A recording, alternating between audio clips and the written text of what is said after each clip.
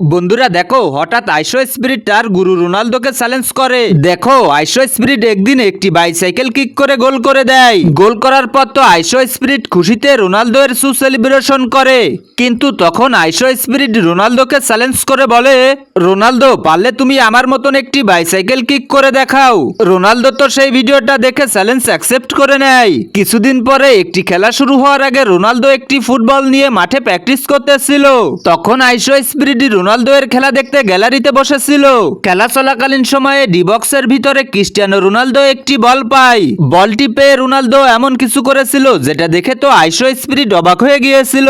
এমনকি তুমিও অবাক হতে বাধ্য হবে। কিন্তু সেইটা দেখার আগে তুমি যদি সত্যিকারের রোনালদো এর ফ্যান হয়ে থাকো, তাহলে ভিডিওটিতে লাইক করে চ্যানেলটিকে সাবস্ক্রাইব করে দিবে আর কমেন্ট বক্সে CR7 লিখতে ভুলবে না।